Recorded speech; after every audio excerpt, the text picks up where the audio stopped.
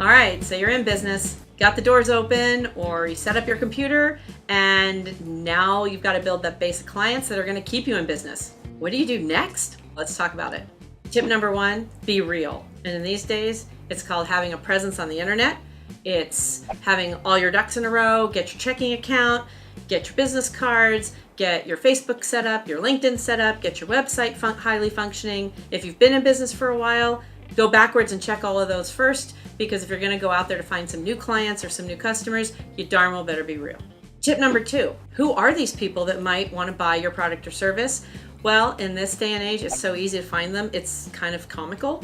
Back in the day, we didn't have the internet, but you do. It's all about Google and learning who might want what I sell. And I'm in the service business, so who's going to want an ad agency, a marketing firm, help with what they're doing to get their name out? To me, it's easy to find these people because you develop this product or service with someone in mind who would want it. So what they recommend in marketing is you create a personality for that person, whether it's a male or a female, maybe it's a couple with a child. And then you give them names, and then you give them an age and a street address and their likes and dislikes and the type of car that they drive and the movies they see and the things that they buy. You create a personality for your best customer, and then you research, how do I talk to those people? And then make sure you put your company out there to those people. Right now, it's a lot online, and that's why you make yourself real, and then you put that reality and authenticity out into the world. And those people should, in all attempts, trip over you, because you've put yourself where they hang out, and they will trip over you. In my game, in my book, it's not about quantity, it's about quality. So let's talk about, how do you find the quality people? Great segue into tip number 3 is find the right people. There's a rule in, I'm going to call it in life. The top 20% of anyone who engages with you, whether it's your friends, your clients, or your customers, or whoever, are going to give you far more benefit to whatever your end game is than the other 80% that take all your time and all your energy and don't give you the end result that you want. When we're talking about business, 20% of your clients will give you all of the income, revenue, and growth you could ever want, and 80% will drag you down and take your time and your energy and your staff's energy and wear you out, and at the end of the day, you're probably going to end up paying them. So the 80-20 rule works in life and it works in business. So concentrate on that 20%, and those are the people who truly want what you sell, who like your culture, like your company or your product or service, and are going to be all in. And they're also going to give us another end result that we're going to talk about next. Tip number 4, we've kind of marched ourselves through all this. We should at this point be tripping over new customers coming in the door. What do we do next? It's got to be all about that service. If you're talking to your 20% who are going to give you all that income and all that response that you want, then you've got to trip over yourself to do whatever you can for them. And that's the 24/7, 365 rule in my kind of company, where if I wake up at 2 in the morning, I answer texts, I send emails, I check Trello, I reach out to my staff. I don't expect them to be up, but I will tell you, there's times they have been. We had a website go down on Christmas Eve. I reached out to my staff. Somebody was around and didn't have anything to do for 5 minutes, and we got the website back up.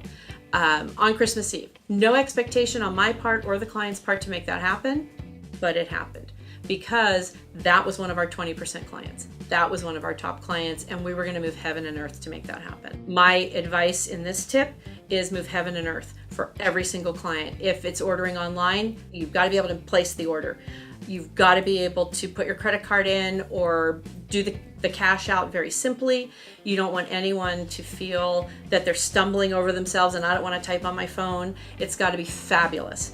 If it's coming into a brick and mortar, whether it's a store or an office, make it fabulous, make it clean, make it you, make it presentable. Keep it the way you want it, so no matter who comes in the door, it looks the way you want it to look, and your entire staff needs to be engaged. My advice is look at any good Marriott hotel or any Ritz-Carlton hotel.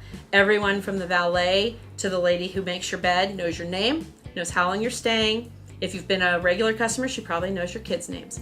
And every single one of them greets you personally, and they care, and that's called a touch point. There's a touch point in every business. My touch point is once a week I reach out to every client, give them a little update. Here's what we've been doing. Here's what's on our workload this week for you. Here's what we've got coming down the pike. Here's some new ideas. Hope you're having a great week. Give them some opportunity to respond back, but I'm just reaching out and touching them and saying, hey, we're here. We're still working for you, even though we're not sitting in your office. Another thing we do is randomly send out flowers or gifts to our top clients just to say, we're thinking about you and we care. I just did that a couple weeks ago and got tremendous response, and that's not why I did it. I genuinely do care. I'm genuinely grateful they're still with my company. You've got to think about rewarding your customers for sticking with you. And that leads into our last tip. You're real. You've figured out who they are. They're tripping over you. You're really focused on that 20%, and you're doing the best job possible at every stage of the game with these people. What happens next? The next should be organic if you did the first 4, which is called retention and referral. If you've done all the first 4, you're not going to be able to shake these people. They're not going anywhere. They love you. They love what you're doing, and they love everything about you. They will bring you clients. They will bring you customers. Think about when you have a great experience, you buy a product that works, it does what it says it did. How many people do you tell? Everyone's an influencer. So you've got to utilize that, and that's another reason why I reach out all the time to my clients. And sometimes I'm very real about, we're having so much fun working with you, but we have some time in our schedule. Do you know anybody? Do you have any friends or any other companies that are as great as you are that we could reach out and work with? And that's how you ask for a referral. But retention and referral are things there's no formula for, and there's no do this, do this, do this. It would do those first 4 things, and these things should happen. It would be rare if they didn't. If your clients aren't bragging about you and telling everyone how fabulous you are and that you should be interacting with this brand or this person or this team, then you didn't do something on the first 4 lists. So it's not going to take a day, a week, a month, or a year. It's every day. It's 24/7, 365. And if you do that, there should be no reason that your business doesn't thrive. So this is Out with Steffi G. That kind of means a work-life balance. It's me out and about. It's my journey through entrepreneurship and owning my own company, which still staggers my imagination that I ever did it. And I'd really love it if you subscribed and left me a comment. Thanks for watching.